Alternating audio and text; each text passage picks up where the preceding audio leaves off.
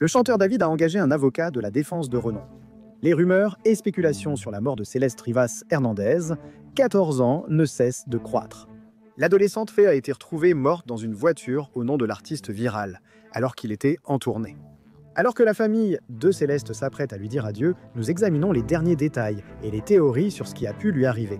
Et nous allons tout analyser avec l'avocat de la défense pénale et ancien procureur Matt Mangino. Bienvenue dans Sidebar de Law and Crime, je suis Jesse Weber. La chanson Romantique Homicide a propulsé David Anthony Burke, alias David, vers la célébrité. Elle est de retour dans le Billboard Hot 100, d'accord ? Ce tube, qui est devenu viral à l'origine sur TikTok en 2022, elle est réentrée dans les classements à la 38e place, selon Billboard. Alors, pourquoi cet intérêt soudain ? Pour ceux qui nous suivent sur Sidebar, vous savez qu'il se passe beaucoup de choses en ce moment. Il semble que des fans, anciens comme nouveaux, fassent le lien entre ce titre de chanson glaçant et une enquête sur la mort d'une adolescente qui aurait apparemment été associée ou liée à David avant sa disparition en 2024. Maintenant, nous parlons du fait que son corps a été retrouvé dans une voiture immatriculée à son nom. Nous couvrons tous les aspects de l'enquête menée par le LAPD sur la mort de Céleste Rivas Hernandez.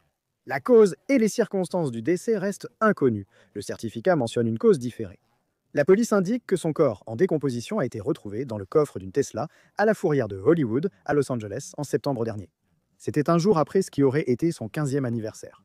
Des sources du LAPD ont indiqué au magazine People que les restes de Céleste seraient restés plusieurs semaines dans la voiture, abandonnée dans une rue avant d'être remorquée.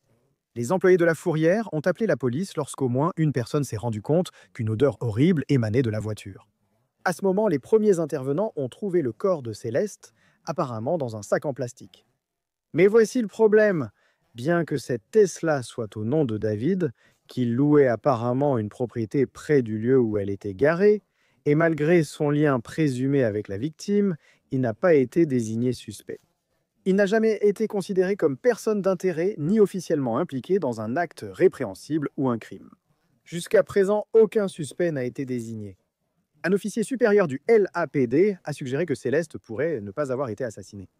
Peut-être que sa mort, quand on y pense, a-t-elle été attribuée à autre chose ? Un accident ?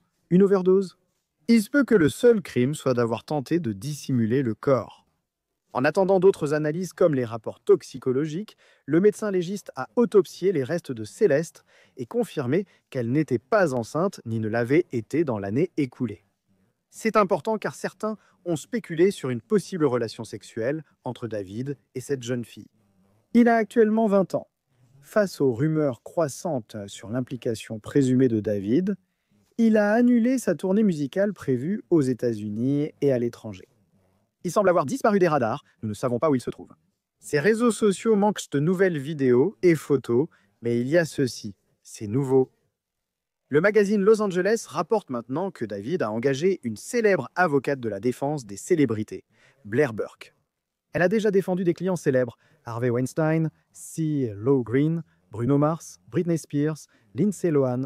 Elle vient également d'ailleurs récemment représenter Monica Cimentelli, la maire de Los Angeles qui a été condamnée à la prison à vie pour le meurtre en 2017 de son mari, le coiffeur de célébrité Fabio Cimentelli. Pour discuter de ces nouveaux éléments, notamment l'embauche d'un avocat, accueillons Matt Mangino, notre avocat de la défense pénale et ancien procureur. Pour clarifier, Matt ne nous représente pas en pénal, mais nous aimons sa présence. C'est un super invité, ravi de te voir, Matt. Beaucoup de détectives amateurs en ligne dans la communauté du true crime sont obsédés par cette affaire. Ils examinent les anciennes activités en ligne de David, ses publications liées à Céleste ou supposées la concerner. Son embauche de Blair Burke a suscité de nombreuses réactions. Avant même de parler des réactions en ligne, que penses-tu du fait qu'il ait apparemment, selon les informations, engagé Blair Burke ? Eh bien, c'est une bonne décision. Tu sais, dès que ton nom commence à circuler dans une enquête criminelle, même si la police a clairement dit qu'il n'est pas suspect à ce stade, c'est toujours une bonne idée d'engager un avocat avant de parler à qui que ce soit, avant que la police ne vienne te voir ou ne te demande de parler. Il faut avoir un avocat, quelqu'un qui peut au moins essayer de contrôler le récit parce qu'évidemment, il est une célébrité et sa richesse et ses ressources viennent de son statut de célébrité. Et donc, tu veux aussi protéger cela. Et donc, un avocat pénaliste, en particulier quelqu'un qui a déjà représenté d'autres célébrités, peut être très utile en ce moment très important. Pourquoi maintenant? D'ailleurs, c'est après l'identification de Céleste. Cela aurait eu lieu après la perquisition de la propriété qu'il louait par les forces de l'ordre qui auraient saisi certains objets. C'est après qu'il ait annulé sa tournée. C'est après la publication du certificat de décès. Pourquoi maintenant? Eh bien, je pense que, vous savez, soyons honnêtes. Je veux dire, c'est une situation un peu étrange. Il n'y a aucun doute qu'il y a un lien entre lui et cette adolescente très jeune. Son corps est retrouvé dans sa voiture. Il a un logement ou son manager a un logement à proximité où il aurait pu séjourner. Vous savez, on ne peut pas ignorer les paroles de certaines de ses chansons qui sont étrangement proches des faits de cette affaire. Maintenant, les procureurs ne vont pas déposer d'accusation d'homicide tant qu'ils ne connaissent pas la cause et les circonstances du décès. Et, vous savez, comme vos téléspectateurs le savent, Jesse, cela pourrait être une mort accidentelle. Cela pourrait être un suicide. Il est peu probable que ce soit naturel. La question est donc, homicide ou non, et quelle cause du décès? Quand ces deux questions auront une réponse, je pense que l'enquête va vraiment prendre de l'ampleur. Que fait-elle en coulisses? En d'autres termes, la plupart des gens pensent qu'un avocat de la défense pénale, intervient une fois que vous êtes arrêté, n'est-ce pas? Dès que vous êtes inculpé ou accusé et que le processus pénal débute, vous engagez un avocat de la défense. Que pourrait-elle faire en coulisses? Pourrait-elle contacter discrètement ses sources potentielles chez les forces de l'ordre ou au bureau du procureur pour savoir si des accusations se préparent? Pourrait-elle essayer de leur dire ce que fait son client? Pourrait-elle publier la déclaration? Devons-nous nous attendre à une déclaration de sa part dans les prochains jours?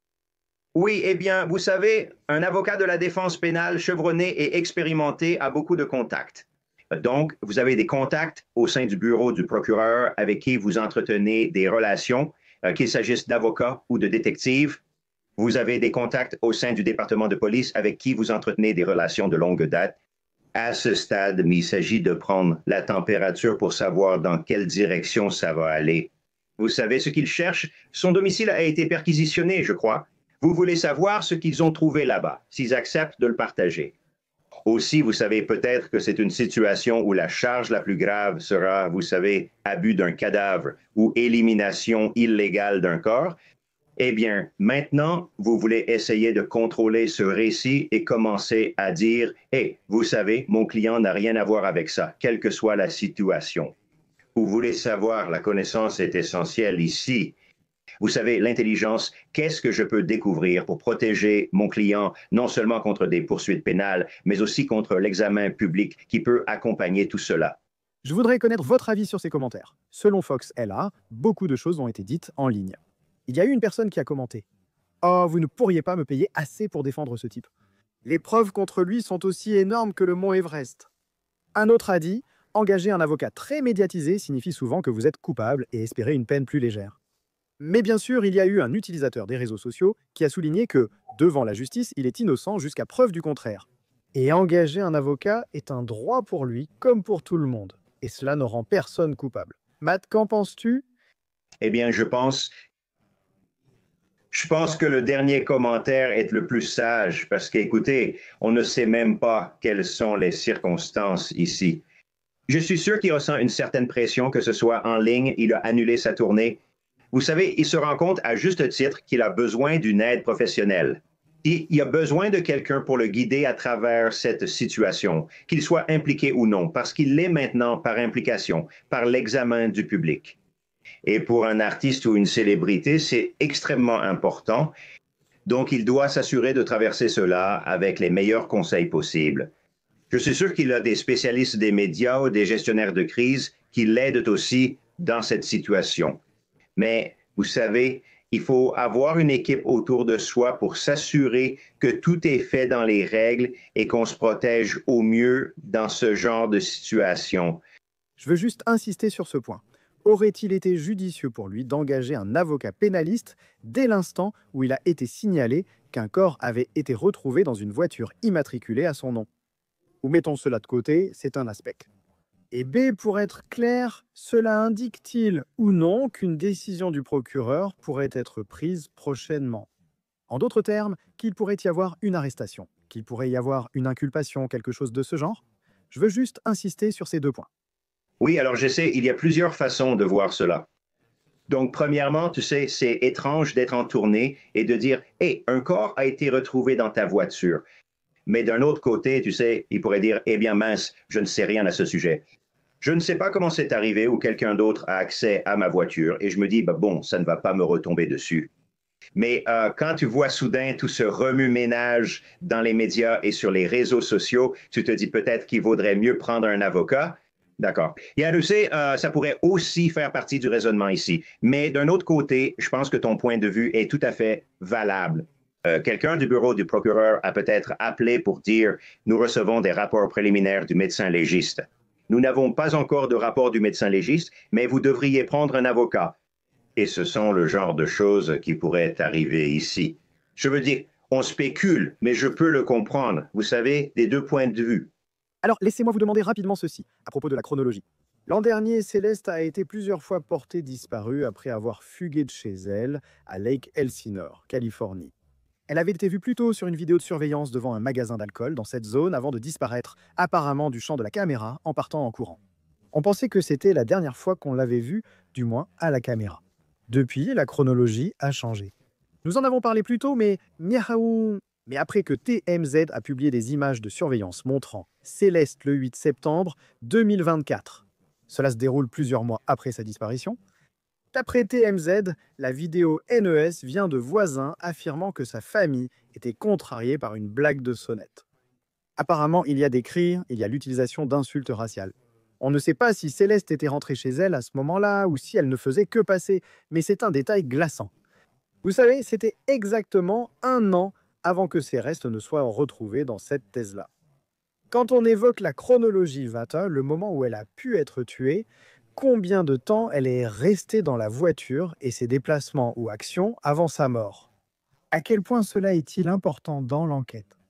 Et encore une fois, il engage un avocat après que toutes ces images aient été rendues publiques. Je ne dis pas que c'est lié, je ne dis pas que c'est en rapport, mais j'imagine que ces images sont importantes. Eh bien, oui, je veux dire, une chronologie est toujours importante. Vous savez, essayer de déterminer, vous savez, quand ce potentiel homicide ou quand sa mort a eu lieu. Vous savez où elle était juste avant cela, si vous pouvez reconstituer tout ça. Parce que, vous savez, ça nous dit des choses très importantes. Premièrement, où était David à ce moment-là? Vous savez, quand vous supposez que sa mort a eu lieu, c'est important. Y avait-il d'autres personnes possiblement impliquées? Y avait-il d'autres liens avec elle? Vous savez où étaient ces personnes au même moment?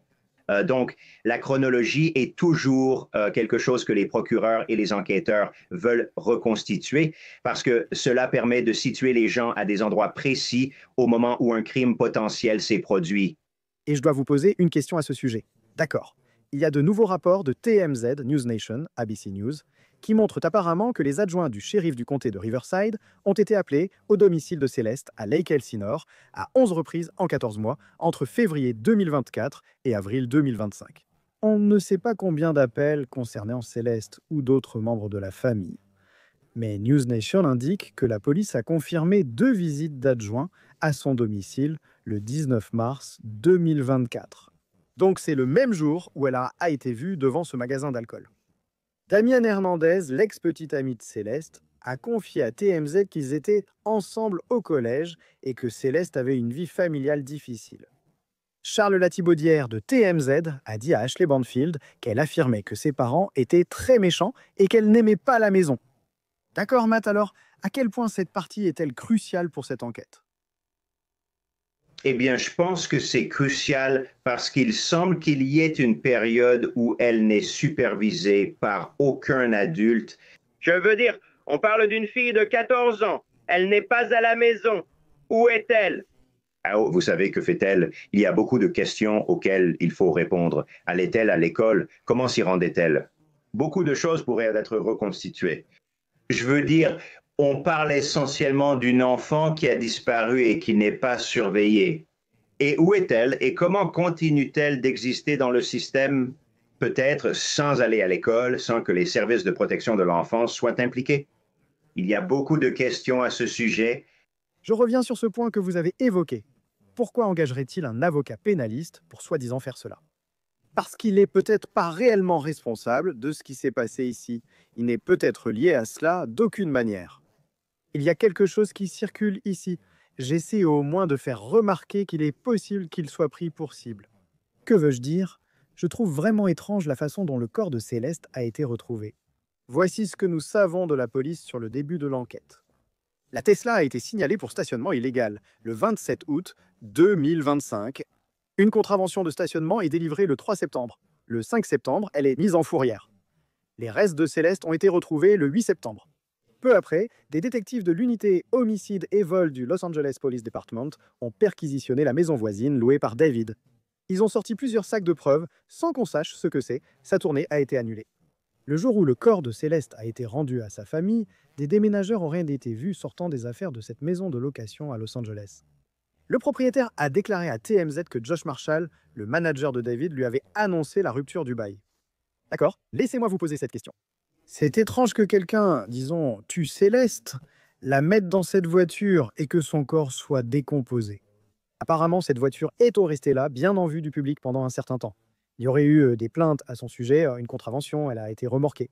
Il me semble, est-ce possible que quelqu'un ait voulu que ce corps soit retrouvé et qu'il soit retrouvé dans la voiture immatriculée au nom de David, plutôt que quelqu'un ait commis un crime, ait paniqué et n'ait pas eu assez de temps pour se débarrasser du corps? Ça paraît incroyablement bâclé. Je veux dire, je ne suis pas en train de faire une théorie du complot ici, mais je me demande vraiment si c'est quelque chose qu'il faut explorer. Je pense que tout doit être exploré, je sais.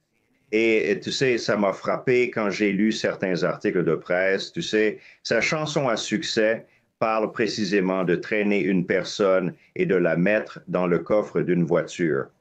Et nous apprenons maintenant qu'à cause de cet incident qui s'est produit, tu sais, il est de retour dans les classements Billboard avec cette même chanson. Elle est revenue. Nous vivons une époque étrange. Tu sais, parfois, les mauvaises nouvelles peuvent être aussi profitables que les bonnes nouvelles pour une célébrité, pour un artiste. Alors, est-ce que ça pourrait être quelqu'un qui essaie de reproduire la chanson? Est-ce que c'est une tentative de remettre la musique dans le domaine public pour que les gens recommencent à l'écouter et qu'elle finisse dans le top 100 du Billboard? Comme je l'ai dit, Jesse, parfois on ne sait pas distinguer une bonne d'une mauvaise nouvelle, ni comment cela t'affecte. Et je pense que quelque chose comme ça doit aussi être examiné en profondeur. Quand penses-tu que nous aurons une réponse? Quand penses-tu que nous aurons plus d'informations? Eh bien, dès que le rapport du médecin légiste tombera, ce rapport nous donnera la cause du décès. Mais nous avons un corps décomposé, donc cela pourrait prendre un peu plus de temps. Ensuite, cela va aussi nous donner la manière. Et si la manière de la mort est un homicide, alors cette affaire va exploser. Si c'est indéterminé, cela pourrait être un autre problème qui aura un impact sur la direction que prendra cette enquête. Eh bien, une chose que je ne t'ai pas demandé, c'est, penses-tu qu'il a... Tu sais, il y a eu des rapports disant qu'il a coopéré avec les forces de l'ordre. Un commandant du Los Angeles Police Department dit qu'il ne pouvait pas confirmer s'il a coopéré. Penses-tu qu'à un moment donné, au cours du mois dernier, il a parlé avec les forces de l'ordre? Il a donné une interview? Wow! S'il a fait ça sans avocat, alors il a commis une énorme erreur. Je ne dis pas qu'il a mal agi. Je dis simplement que toute personne qui est un suspect potentiel ou qui fait l'objet d'une enquête de la police et qui s'assoit avec la police sans avocat a commis une grave erreur. Matt Mangino, voyons où cela va nous mener ensuite. J'apprécie vraiment que vous ayez pris le temps. Merci, Jesse. C'est tout pour l'instant sur Sidebar. Merci à tous de votre présence. Comme toujours, abonnez-vous sur YouTube, Apple Podcast, Spotify ou partout où vous écoutez. Suivez-moi sur X ou Instagram, je suis Jesse Weber. À bientôt.